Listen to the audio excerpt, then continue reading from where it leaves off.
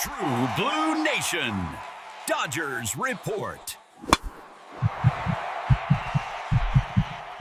You know that heart-stopping feeling in the 8th inning, right? The front office knows it too, and they're about to make it disappear for good. A trade for a dominant lockdown arm is imminent. If you want that peace of mind in the playoffs, click subscribe right now because I'm about to reveal it all. Welcome back to True Blue Nation, Dodgers Report. It's your host bringing you the hottest intel and the deepest analysis straight from the inside track at Dodger Stadium. Before we dive into what's simmering in the front office, I ask that if you're part of the Blue Crew and want to stay ahead of the news with analysis that goes beyond the box score, please hit that subscribe button below. Turn on notifications so you never miss an exclusive update. Your support is crucial for me to continue bringing you this detailed content.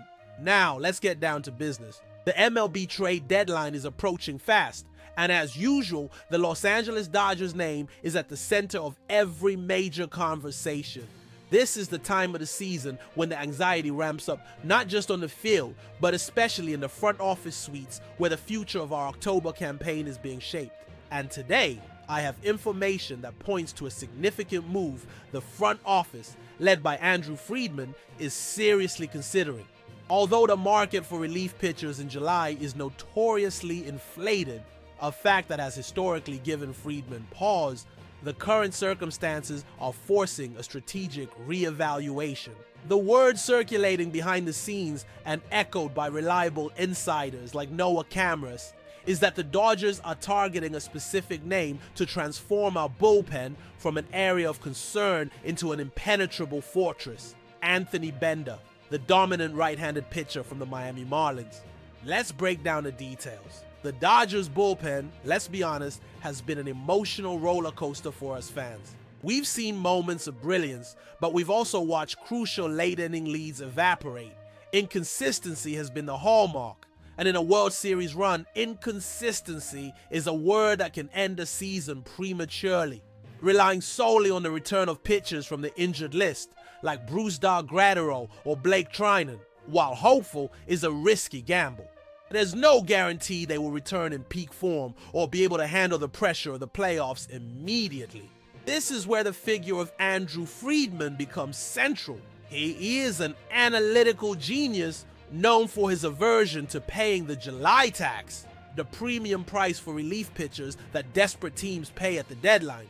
Friedman has built his reputation on finding value where others don't, and he despises making panic-driven decisions. However, the Dodgers' recent history has also taught us a painful lesson about the cost of going all in.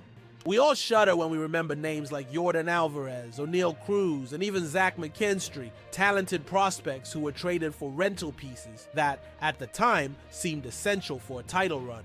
The deal that sent Alvarez to Houston for Josh Fields is still an open wound for many in the Blue Crew.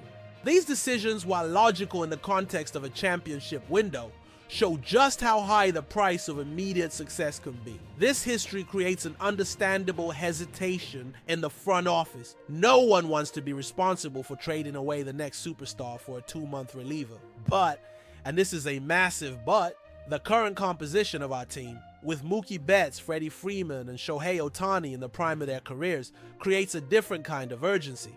To not capitalize on this window of opportunity would be an even greater waste. The front office knows that the pressure to win now is immense, and a shaky bullpen is the most glaring Achilles heel of this roster.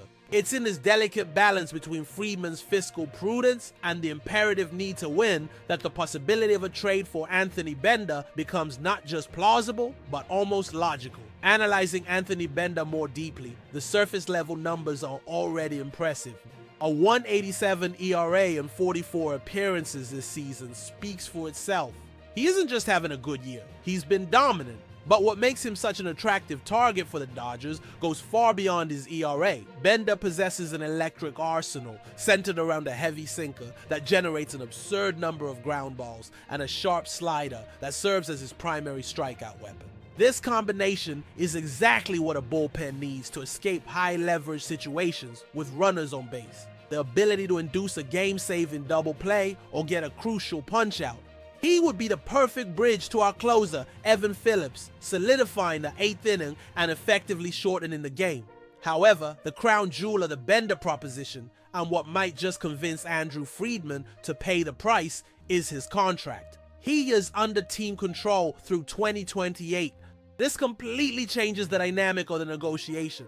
Bender wouldn't be a 2-month rental. He would become a core piece of our bullpen for years to come. That long-term stability and control justify a larger investment in prospects. It's a strategic acquisition that strengthens the team, not just for the 2025 October run, but for the seasons that follow. Of course, a player with this profile and this contract control won't come cheap. The Marlins are in rebuilding mode and will demand a package of high-end prospects. We are likely talking about one of our top 10 pitching prospects and perhaps a high-ceiling position player from the lower minors. It will be a painful decision, one that requires parting with a promising future. But this is where the final analysis comes in. The lesser of two evils argument. What is the bigger risk? Is it risking the talent of prospects who may or may not become stars in the future? Or is it risking wasting a season with a trio of MVPs on the roster because the bullpen faltered at a critical moment in October? For a team with the Dodgers' payroll and aspirations, the answer seems clear. The bigger risk is inaction. The bigger risk is heading into the playoffs with such an obvious vulnerability and just hoping for the best. Trading for an elite reliever like Bender, even if the price is steep, is a calculated move to maximize the chances of achieving what we all want: a championship parade in Los Angeles. It's a statement that the front office is willing to do what it takes to capitalize on this historic window. And now I want to hear from you. This is the central question for our Blue Nation. Should the Dodgers front office pull the trigger on this trade? Is it worth giving up top-tier prospects, risking another Yordan Alvarez situation to secure a dominant arm like Anthony Bender and solidify our title chances now? Or do you believe the solution to the bullpen is in-house and that we should hold on to our young talent? Leave your opinions, arguments, and predictions in the comment section below. I read every single one and I deeply value your perspective. Don't forget to leave a like if you enjoyed this in-depth analysis, and most importantly, subscribe to True Blue Nation, Dodgers Report, and hit the bell to be the first to receive all the exclusive news and breakdowns. The trade deadline is coming and you won't want to miss a thing.